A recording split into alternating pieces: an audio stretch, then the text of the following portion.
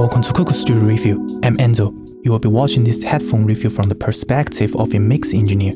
I have received the Beyerdynamic DT900 Pro X headphones from Caleb. Appreciate his support of the channel. Let's take a look at how the new Beyerdynamic headphones perform. The DT900 Pro X is open-back design. The appearance has abandoned the classic design of the previous generation. The model identifier is debossed in a glossy finish, and the black body feels very unified. These are all model representations of the new series. The headband feels very sturdy. The padding is made by imitation leather, and the ear cups are similar with previous generation products made of Ferrero material. The body weight is about 344 grams, which is moderate. The actual wearing feels just right for me in terms of tightness.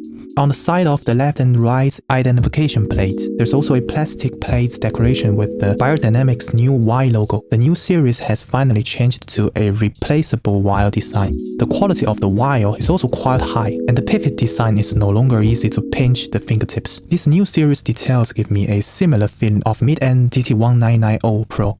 Let's take a look at sound performance. Frequency response. Using the Harman 2013 target with no preference for low frequency gain, the DT900 Pro X can maintain a fairly flat playback from 20 to 2000 Hz. There's a slight attenuation in the range of 3000 to 4000 Hz, but it is kept within a very small 3 dB. There is a 5 to 6 dB high frequency gain above 5K Hz. The sound of the DT900 Pro X is almost flat but slightly bright compared to the high frequency gain of the old Beyerdynamic. It has been very well controlled.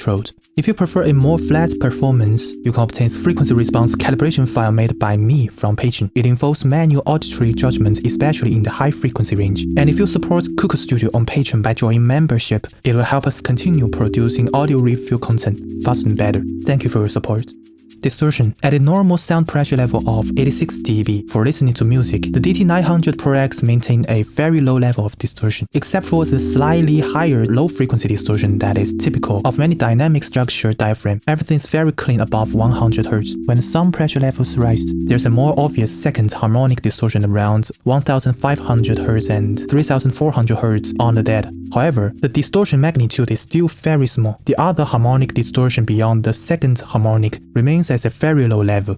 Let's enter the Cuckoo Studio mixing space. The flat curve from the mid to low frequency allows the most important instrument's fundamental frequencies and main harmonic content to be played back accurately. There's no bass roll-off, so the bass is played back in full. The gain above 5000 Hz gives a slightly increased sense of sibilant sound and high-frequency percussion. But the DT900 Pro X instrument's spatial sense is still reasonable. The left and right units have good symmetrical in the level difference between units.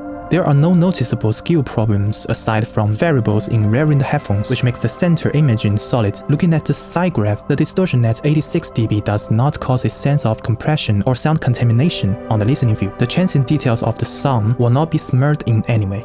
Ignoring the data, the DT900 Pro X has a relatively more solid actual listening feeling compared to the HD600 in the same price range. The instrument playback has a relatively more straightforward mid to high frequency performance.